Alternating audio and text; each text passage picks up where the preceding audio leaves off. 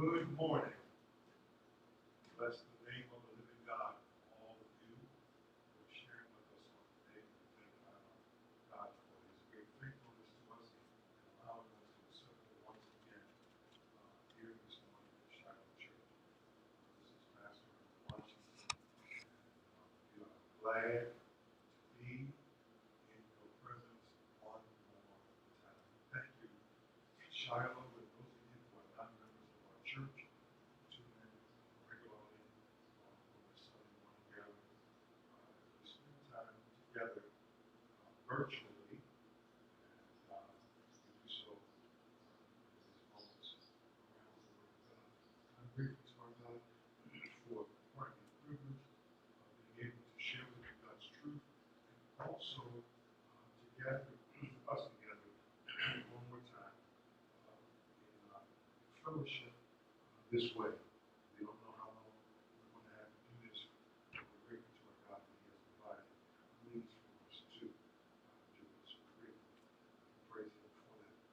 I'm happy that you have tuned in and we're looking toward heaven for God to bless us in very, very mighty, mighty, mighty way.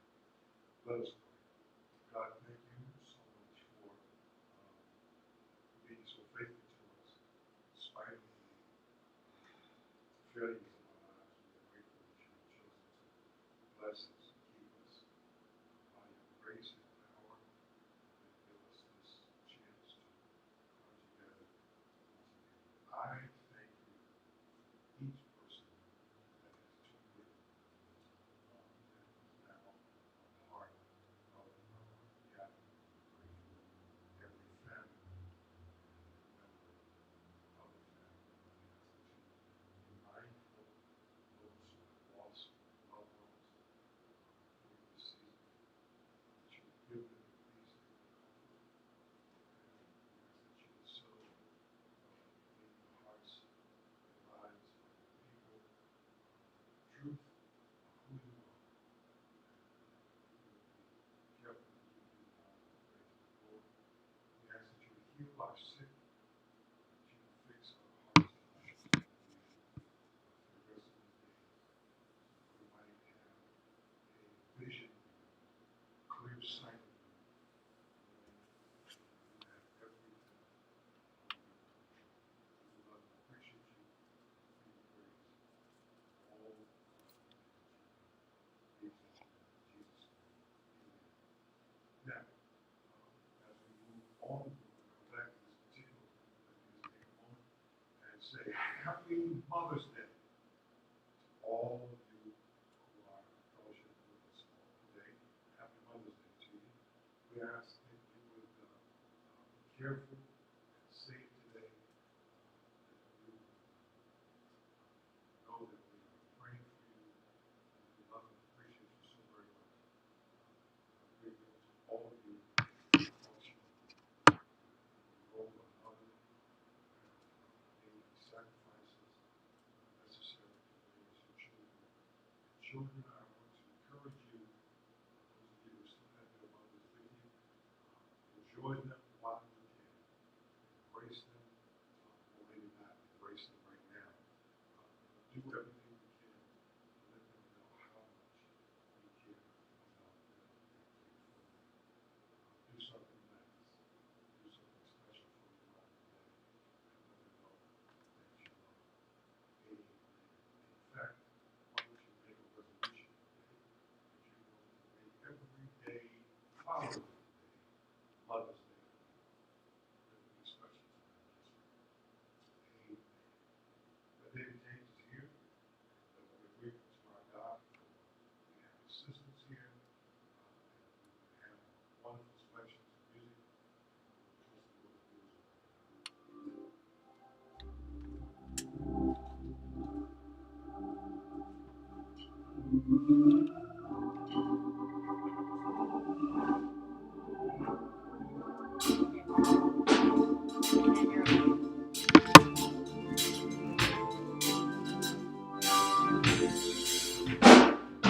Come, let us adore Him. He'll down before Him, worship and adore Him. Come, let us adore Him, kneel down before Him, worship and adore Him.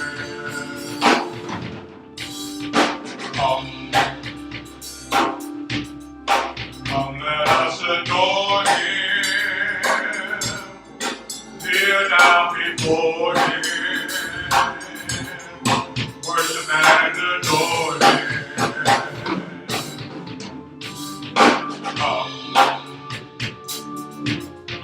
Come, let us adore Him,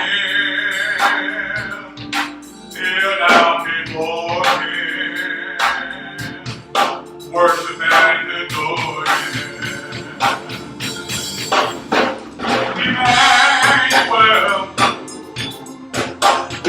Emmanuel, Emmanuel, Emmanuel, Emmanuel, Emmanuel, Emmanuel, Emmanuel, oh Emmanuel, Emmanuel, Emmanuel, Emmanuel, oh Emmanuel, Emmanuel, oh Emmanuel, Emmanuel, oh Emmanuel,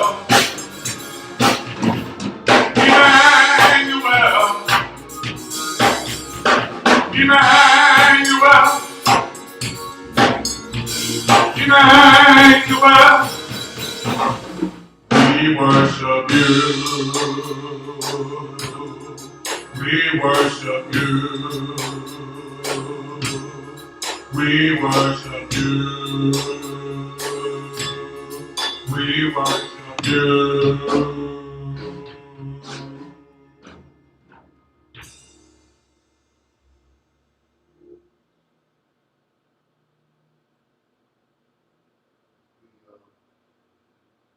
Want to be mindful today of the nature of things that we're dealing with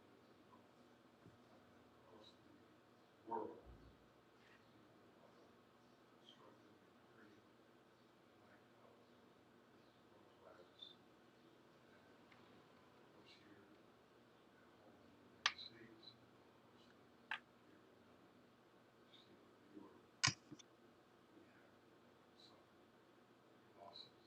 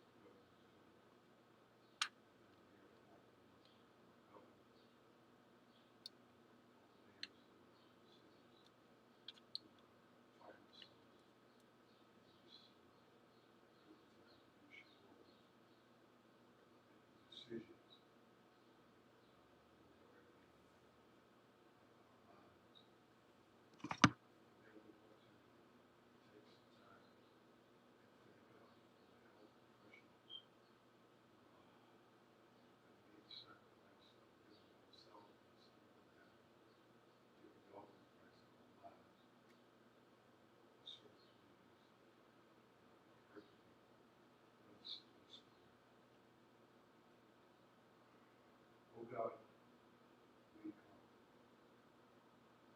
this morning to once again thank you for the privilege of prayer. We know that it is a privilege because we recognize the fact that we have access to you. What that means for us is that we don't have to bear the issues of life. It also means that we don't have to come to our own conclusions, nor do we have to figure out our way out of those situations.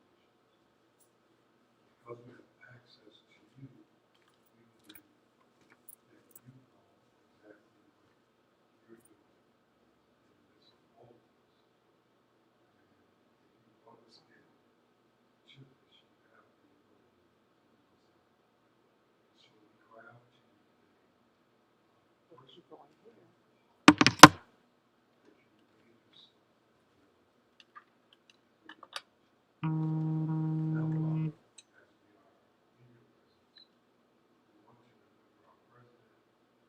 We ask that you would please watch over his heart and mind, and that you would direct him in the way that you would have him. We pray for our vice president, that you would give him wisdom to oversee his task force, and then for those persons who are working directly within the task force, we ask, dear God, that you would grant them a special dispensation of your grace and wisdom, and that you would grant them where they stand even in this hour. We pray that all of the medical supplies and all the money necessary would be given, and then that you would get it through them to those who are in need. Touch the hearts and minds of the Democrats and Republicans, not be caught up in politics now. We don't have time for gerrymandering the back and forth. We need decisive action to hold the line of our lives. Please grant that kind of wisdom as you create them in the days ahead. We pray also for our governors all across the land, particularly thinking of the governors today. We ask that you continue to direct them, continue to give them what they need, continue to give them insight. And God, we ask that you give them insight that comes directly from you. You know exactly what we're dealing with. You know exactly what you're doing. And so we're going to ask that you would grant them that supernatural insight that comes from you. And all of the mayors across the state, Father God, who are lining themselves up and preparing themselves for the days ahead.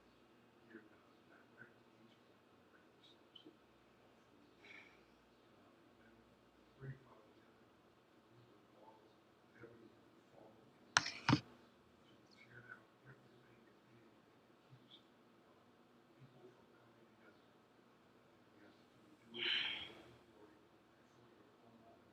Dear God, we trust in you to do that for your name's sake.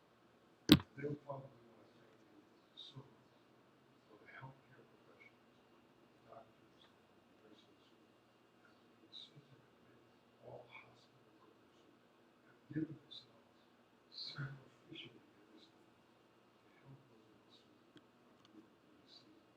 Bless them, bless their families. The ones who we lost already, we pray that you remember their families, that you bring them to peace and power.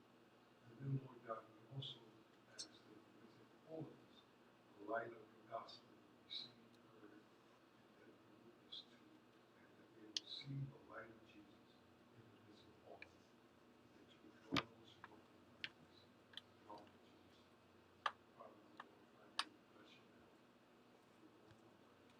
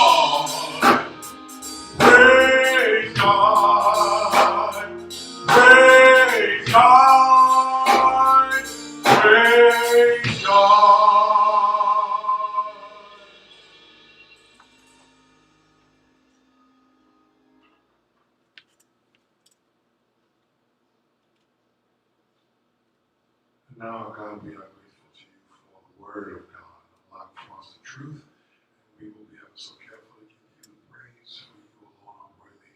In Jesus' name, amen and amen. Okay, Charles, I gotta hold this. Okay.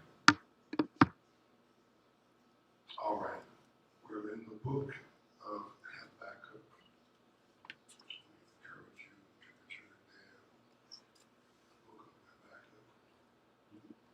And I want to read your hearing verses, chapter 1, verses 1 to 4.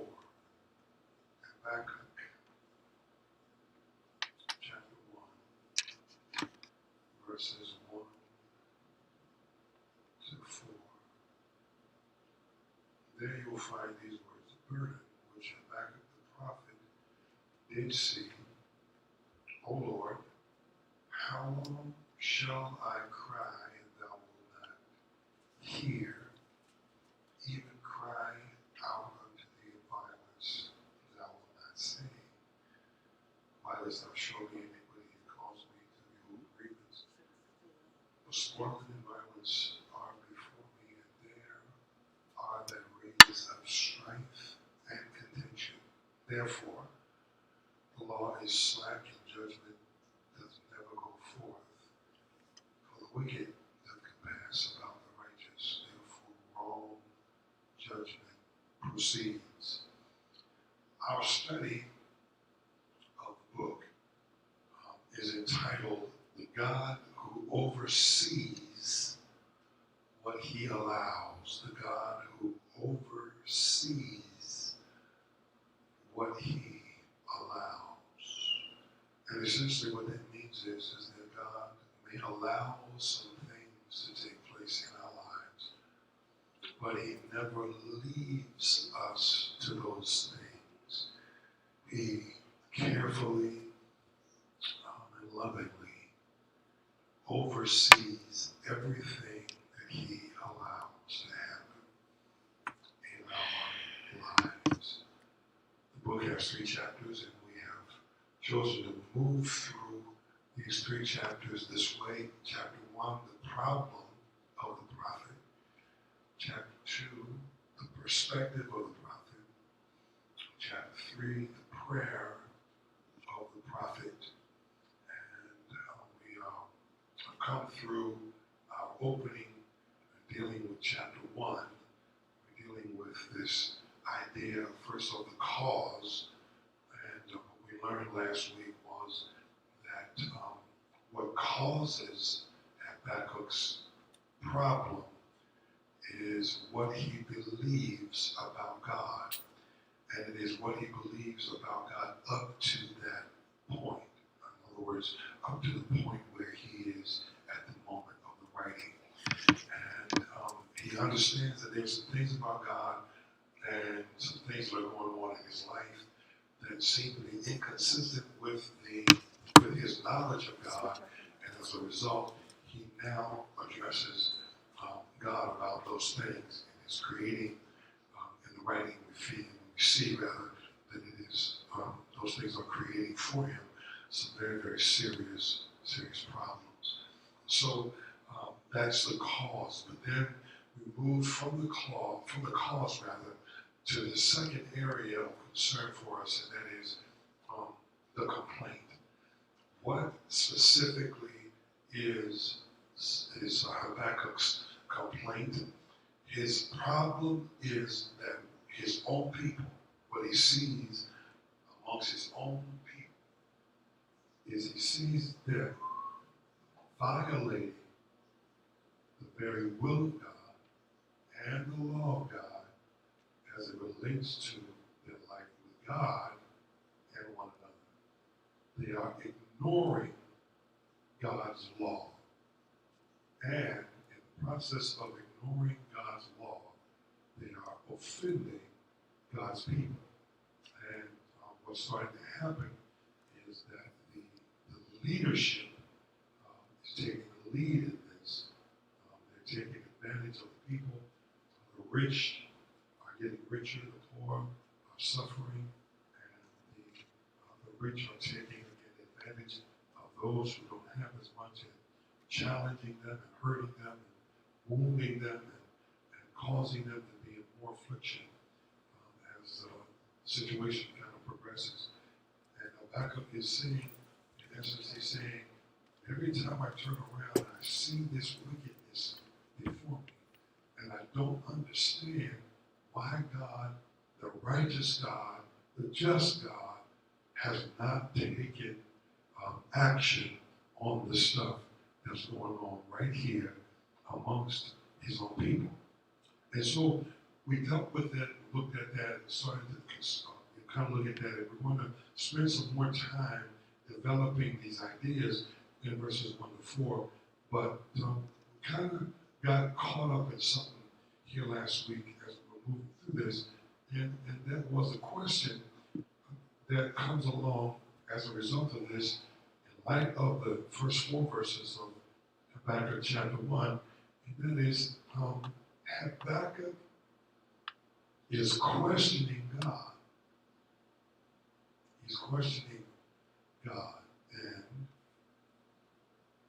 I don't know about you, but I remember being told, coming up as a young church member, you don't ever question God. Don't ever do it. And they usually follow it up. Those who choose to follow it up, some people told me that, never gave me this a reason or explanation.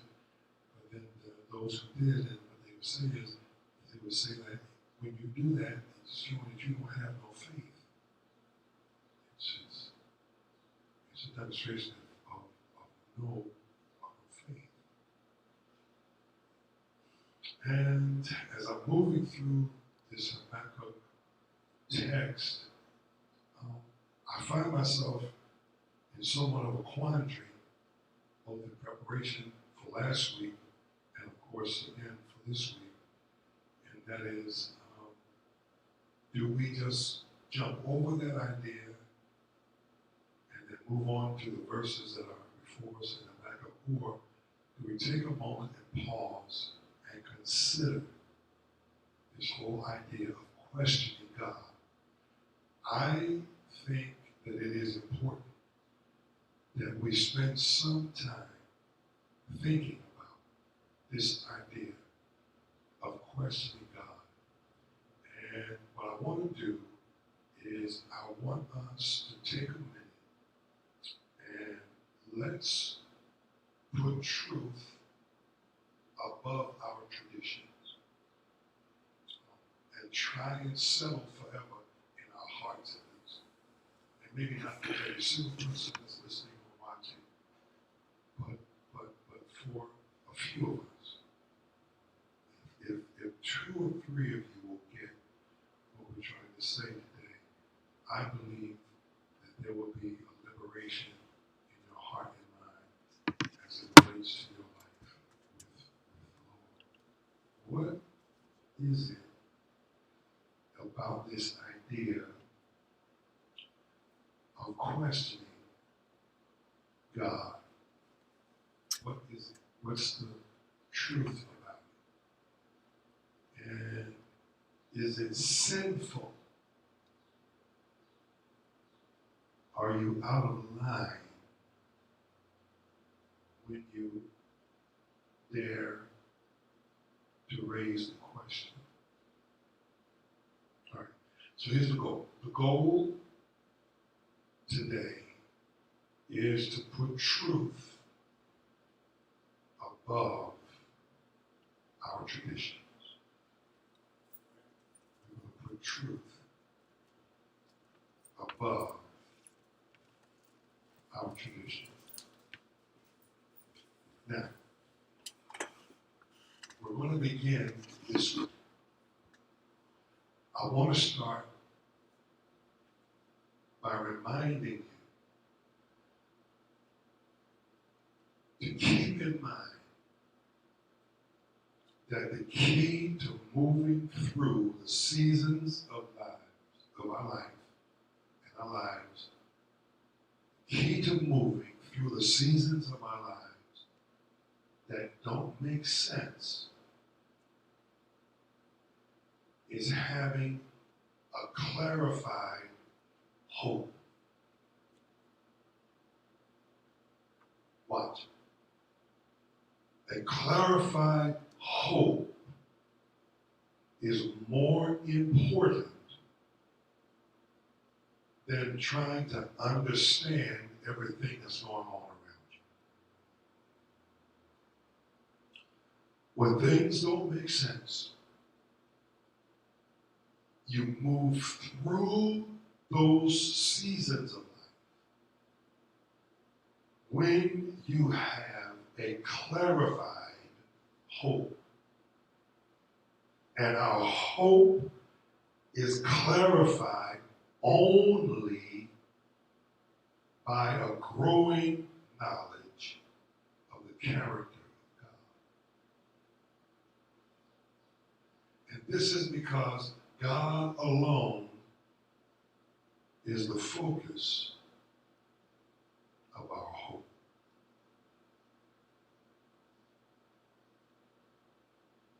Now, here's the deal.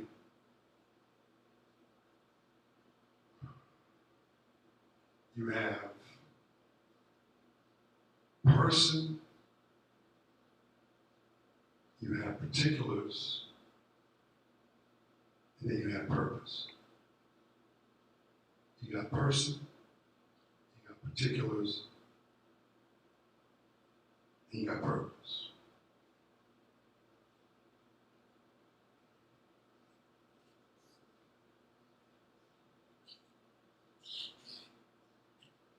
So here you are.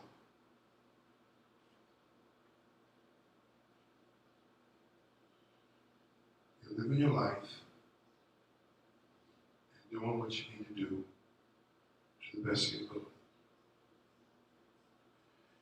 As you're moving through your life, situations come up.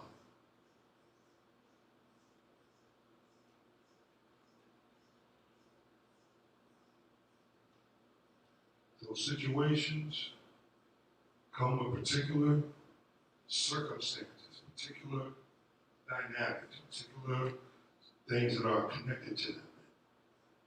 In most cases, what ends up happening is that you and I begin to spend most of our time focusing on the particulars. Why is this happening? Why? What's going on? Why is what is it? What's happening? What is it? What have I done? Who have I hurt? What's all this about? So we spend most of our time doing warfare with the particulars. context of questions. So, struggle. The reason we struggle is because particulars can't answer our questions. The particulars don't have the ability to answer our questions. Even when you confront the people who are connected to the particulars, they cannot and oftentimes will not answer your questions. And when they do give you a response, it doesn't settle any issue in your soul, which is the reason why they keeps going on and on and on and on in your heart and in your mind. Now, part of the issue is that whatever shows up, you know is not an accident because you're a child of God. You understand that. You know that no accidents take place in the life of a child of God because ultimately everything that shows up has purpose to it. There's purpose connected to it. You get that? The problem is that you never settle the issue of purpose because you're looking to the particulars to define the purpose. And the particulars don't have the ability, they're unable to settle the issue of purpose. They can't. They won't settle the issue of purpose. The only way you get settled on the issue of purpose is you have to go to the person.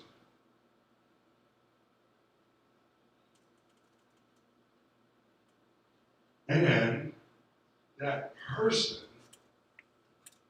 is God himself. But keep this in mind. The person is at work in the particulars. You know that. Somewhere along the line, he's at work in the particulars. But even that knowledge can't help us if we don't understand what kind of person he is. Now, we can see what he's doing. I believe it's Psalm 103 or 107. The writer says that God made his ways known to Moses, his acts known to the children of Israel. Well, the particulars would be acts, what God is doing. But the truth of the matter is what we need, what we desperately need is to know who he is. Now, when we're talking about clarifying hope, I am not suggesting by any stretch of the imagination that any of our hope is clarified by what God is doing. Hope is clarified by our knowing who God is. So we're not dealing with his conduct, we're dealing with his character. And that's a different conversation altogether. Yes, God brought them out of Egypt. Yes, he set them free. Yes, he did his work. Okay. All right. Okay. Yes, he did his work. Yes, he was active in the life of his people and drawing them and bringing them out.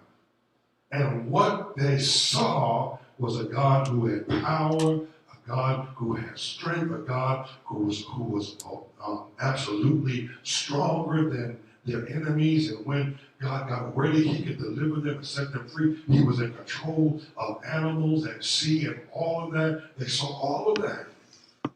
But they did not know who he was until they got to Mount Sinai. They saw what he could do, but they didn't know who he was until they got to Mount Sinai. Now, here's the deal. If you and I are ever going to get to this issue, settle the issue of purpose in our lives, the first thing we have to do is clarify our hope. And that hope must be and can only be clarified by knowing the character of the God who saved us.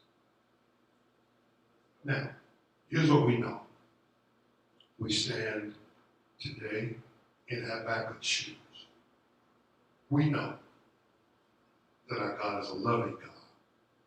We know he's merciful. We know he's gracious. We know he's long-suffering. And of course, we celebrate those things and we're glad about those things. But beloved, if you will excuse my language, that ain't all.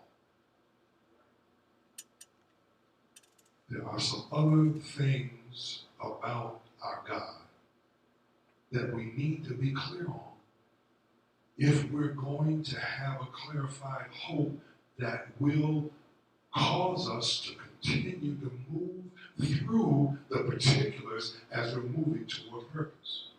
And the truth of the matter is that you always will have questions, but your hope will clarify, the clarified hope will settle the questions so that it doesn't stagnate your movement. And the truth of the matter is that you really are going to live your life with questions, but the truth of the matter is that God is able to settle things in your heart and in your mind to the degree that nothing that shows up in the particulars will cause you to stay there. Consider the particulars your wilderness, and nobody that's redeemed goes into the wilderness to stay. You don't build houses, either physically in the Old Testament or emotionally and psychologically in the New Testament. You don't build houses in the wilderness. You only build tents. And the reason you build a tent is because you know you got to move. You got to move. Let's consider some things today as we are walking with Brother Habakkuk in the first 4 verses of the first chapter of his book. Let's consider a couple of things here today as we think about the character of God. Let me give you a couple of verses. I'm going to move through a few of these. And mark them down. Those of you who are present, those of you who are at home. Mark them down. And take these things under serious consideration as it relates to your clarifying your hope. Let's begin with the book of Isaiah. Isaiah chapter 55.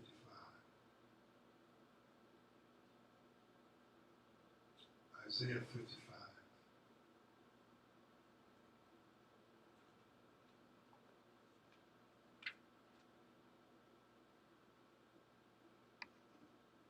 Isaiah 55.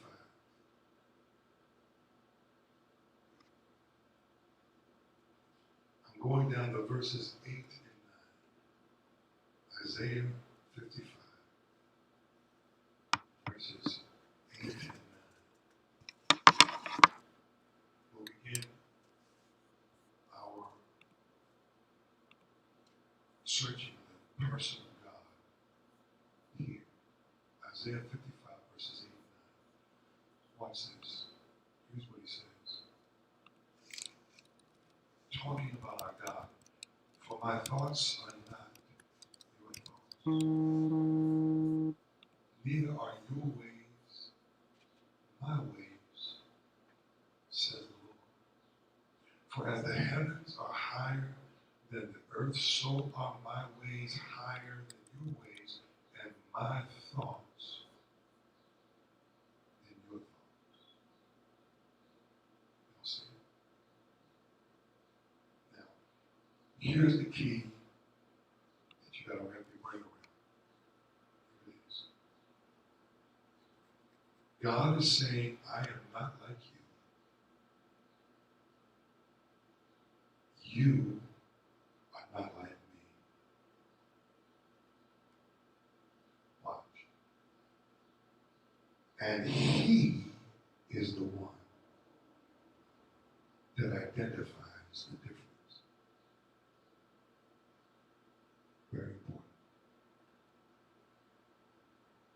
God says, I am not like you. You are not like me. And He is the one that identifies the difference. Deuteronomy chapter 29.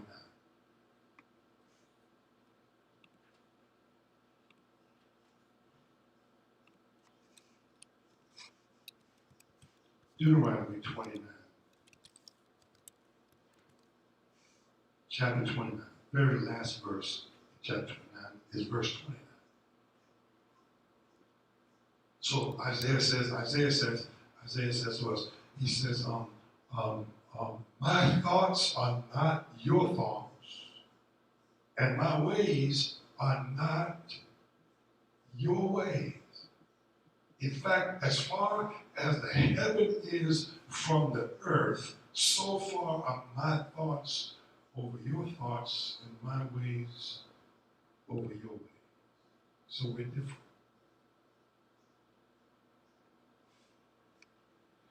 Then verse 29 of Deuteronomy 29, listen to what Moses says about our God. Please don't go to sleep. Hear what he says. The secret things belong unto the Lord our God, but those things which are revealed belong unto us and to our children forever, that we may do all the words of this law. Y'all see? Watch. Bottom line, Deuteronomy 29:29. There are some things that you and I will never understand.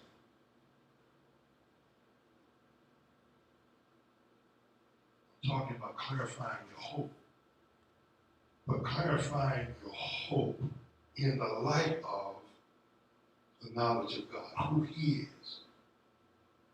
So here's what we know. Number one, His thoughts are not our thoughts. His ways are not our ways. As far as the heaven is from the earth, so far are His thoughts from ours and are His ways from our ways. And in light of that,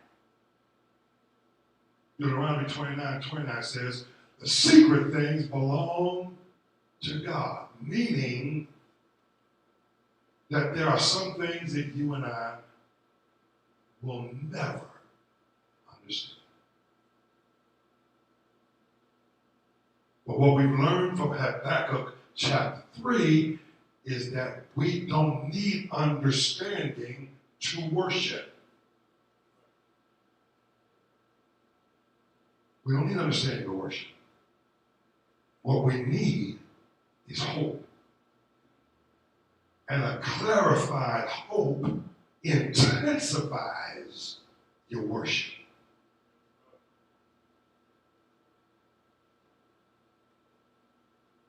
Are we together? Now, let's go a step further. What we want to know and what we're dealing with is it wrong to question God? Is it a sin to question God? Isaiah 55 tells us His thoughts are not our thoughts, His ways are not our Deuteronomy 29 says that the secret things belong to the Lord.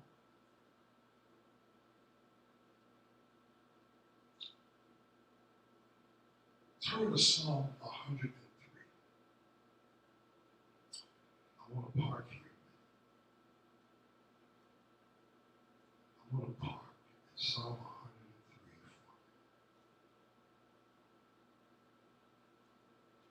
for me. Pull. Psalm 103. I want to start my investigation. We're going to start the investigation at verse 9. But Psalm 103 is one of the Psalms where if you're not careful, you get caught up with its opening and forget that there's a whole lot of stuff in between its opening and its closing. So it opens this way. Bless the Lord, O my soul, and all that is within me, bless his holy name. Now we all know that. We all know that. We've seen it around churches, on boards, we've seen it on cars and programs. We've seen it. Right? And here's how it ends. Bless the Lord, all his works in all places of his dominion. Bless the Lord, O my soul. So essentially the psalm ends the way it begins. We get caught up in it and we get excited about it and fail to realize that between verse 1 and verse 22, there are 20 other verses. And in those 20 verses, somewhere in there we can find some help for our soul. Watch this. Verse 9. Now, keep in mind what I said. Isaiah 55. My thoughts are not your thoughts, my ways are not your ways. As far as the heavens from the earth. That's the distance between my thoughts and your thoughts and my ways. And God is the one who identifies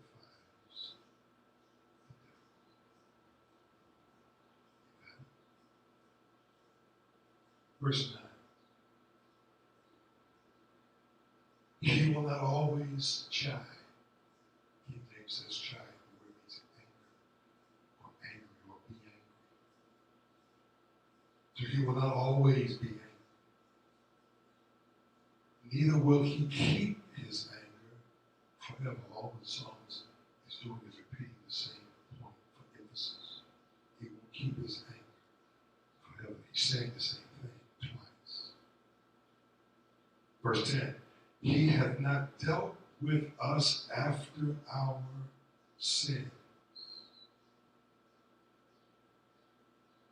nor rewarded us according to our iniquities.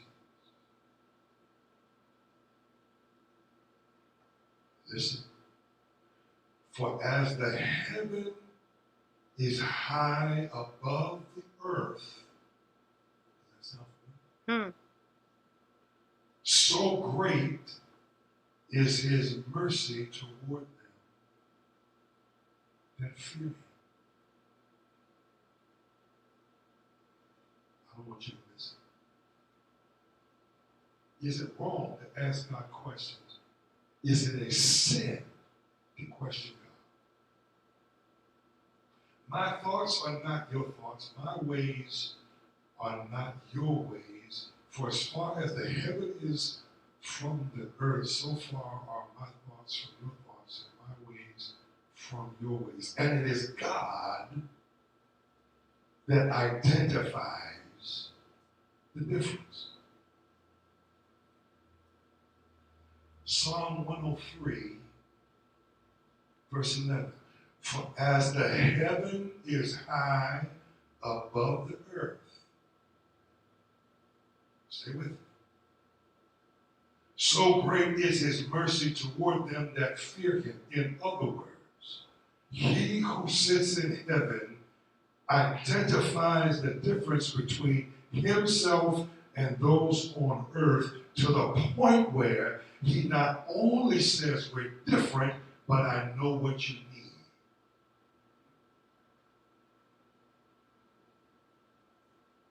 I know what you need. I recognize your need. And I recognize your need because I identify our difference. And what you need, verse 11, is great mercy.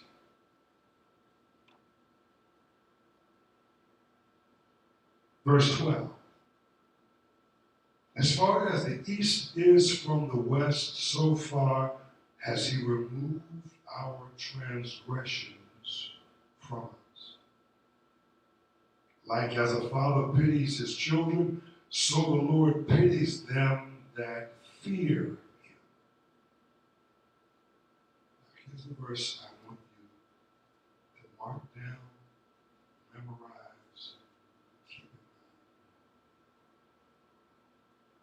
mind. Verse 14. For he knows our frame. He remembers that we are dust. He knows our frame.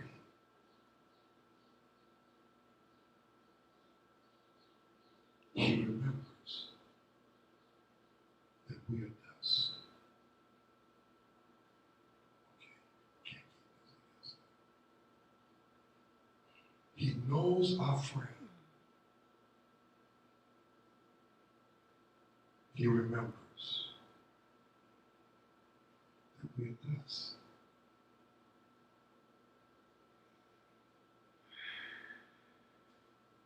So run over to Mark chapter 9. Mark chapter 9.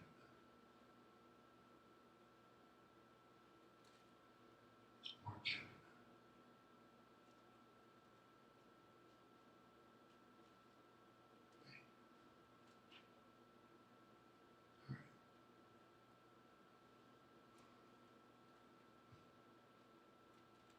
Mark chapter 9.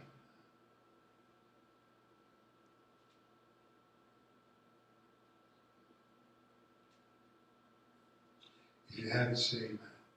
Mark chapter 9. Now, there is a story in the Gospel of Mark, chapter 9, where Jesus has been taking care of some business, and he's been doing his thing, and he actually took Peter, James, and John up on the mountain, came known as the Mount of Transfiguration.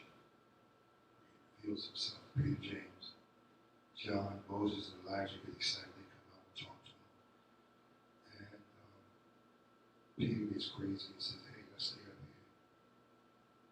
here. Jesus said, no, we got to go do what we got to do. Let's go down. We land at verse 14, the Gospel of John, chapter 9. I'm sorry, the Gospel of Mark. The Gospel of Mark, chapter 9, and verse 14. Mark 9:14. So they leave the mountain and they're making their way down to the other disciples. Because remember, they left them at the bottom of the hill. And Jesus returns with Peter, James, and John. So they hook up with the other disciples. When they get there, there's a stir, a lot of commotion. And the reason is because a man has brought his son to the disciples to be delivered. The word is out that the disciples are casting out demons and what have you. And this young boy is possessed by a devil. And the father wants him delivered. He wants him set free. And when he gets there, Jesus finds out that the disciples could not deliver him. The man, in fact, after Jesus does the questioning, the man says, I brought in your disciples, but they could not cast out this demon. So they bring the demon-possessed boy to Jesus. Look at verse 16. Mark 9, verse 16. And he asked the scribes, what question ye with them? And one of the multitude answered and said, Master, I have brought unto thee my son, which hath a dumb spirit, and wheresoever he takes him, he tears him, he foams, gnashes with his teeth, and pines away. And I spake to thy disciples that they should cast him out, and they could not. He says, verse 19, he answered him and said, O faithless generation, how long shall I be with you? How long shall I suffer you? Bring him unto me. Verse 20, the Lord Jesus speaks. Or rather, they bring the boy to Jesus, and they brought him unto him. And when he saw him, straightway the demon teared him, and he fell on the ground and wallowed foaming. Verse 21, he asked his father, Jesus is speaking now, how long is it ago since this came unto him? And the father says to him, since he was a child. Oftentimes it's cast him into the fire, into the waters to destroy him. But if you can do anything, have compassion on us and help us. Verse 23. I want you to now pay attention closely to what's happening. Jesus said unto him, if you can believe, all things are possible to him that believes. Watch. In verse 23, Jesus speaks. In verse 24, the Father says, and straightway the father of the child cried out and said with tears, Lord, I believe. Help thou my unbelief.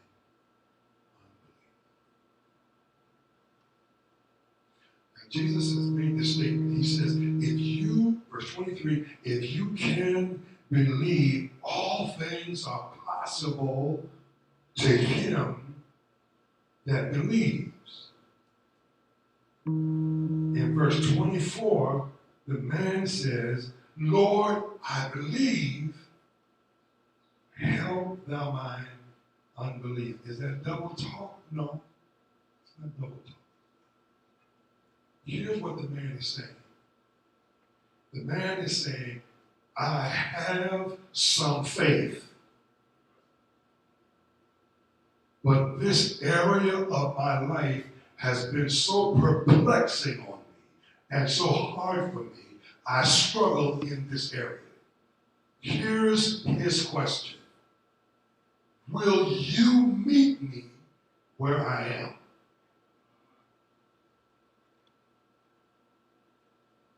Look, literally what he's saying is this. He's saying to Jesus, he's saying, look, I hear what you're saying, and I believe.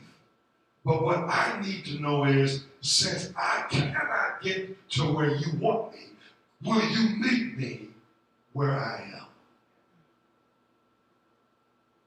In verse 25, Jesus obviously said yes, because Jesus saw the people running.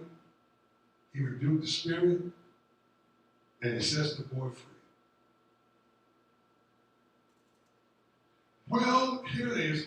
Will you meet me where I am? Will you meet me where I am?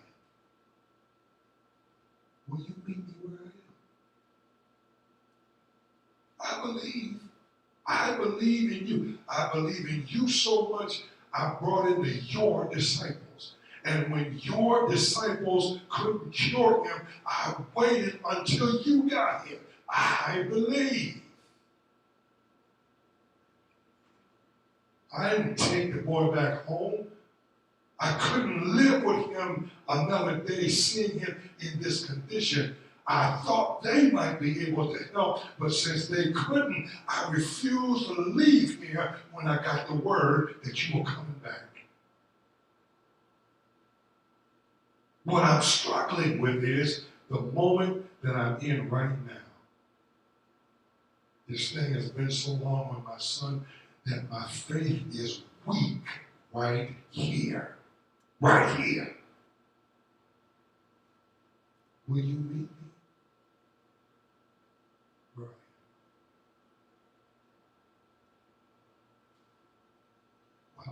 knows our frame. He remembers that we are dust. And in light of that, this broken father gets his answer from the God whose thoughts are above his thoughts, whose ways are above his ways. Is it wrong to question God? Is it sinful to ever ask him a question? The record of Scripture answers with a resounding no. There is never a time when a redeemed person is moving through something in their lives that hurts them, that they cannot raise a question to the God that saved them. In fact, I'm wrapping it up for this morning. We'll be back next week. If you raise a question, you will find that you'll be in some interesting company.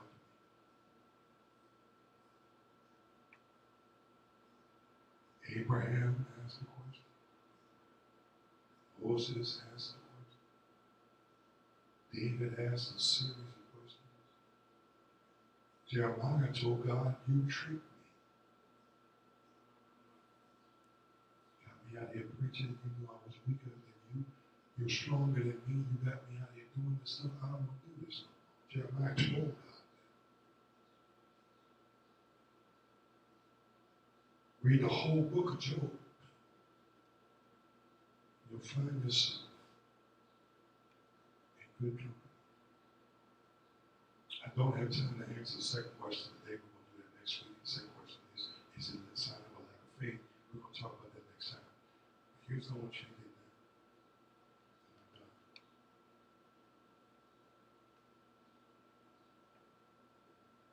I am in no means or in no way am I putting these verses together, giving anyone in here license to do whatever you want, because God is merciful and gracious, and his ways are not our ways. I don't want anyone that's here or one or listening to me to conclude that Pastor Washington has just given me to go ahead to do whatever I want to do. That is not biblical freedom. In fact, biblical freedom is never the right to do what you want. Bible freedom is only the right to do what you want. And God gives that because we could not do it prior to being born again. So we now understand. First question, is it wrong to question God? No. It is never wrong to ask God a question. The question that we want to ask next week is it a sign of no faith if I do? Habakkuk is going to help us with the answer to that next time. Let us pray. Father in heaven, we thank you so much for your grace, your mercy, your power. We thank you for all that you have done. And I pray that your word has found fertile soil, that it will bring forth fruit both in the teacher and those who learn it today. And God, we will glorify you and bless you. You are worthy. In Jesus' name, amen. Thank you again for us on today. We are grateful to our God for your presence. Thankful to our Lord that He has given us this opportunity to come and to share with you the riches of His Word. I'm encouraged by your presence in Shiloh. I want to remind you, please don't forget our responsibilities during the course of our being separated from one another. We still have bills to pay, things that we have to do. So I want to encourage you today to give. You can do so on the Cash App now. We have that Cash App. We have PayPal through our website. You can do that. Give and make the contributions. You can come by the church. We'll take them. I'll be happy to do that. Just call and let somebody know you come and we'll meet you here. Or you can call the church office and make arrangements for someone to pick those offerings up for you. And I want to thank you, Shiloh, for your faithfulness over the last few weeks. You've done well, and I want to encourage you to continue to do so as we wait on the Lord to change the season that we're in. But in the meantime, we're not going to let the particulars dictate our praise, because He is worthy of our praise. Amen. God bless you. I love you.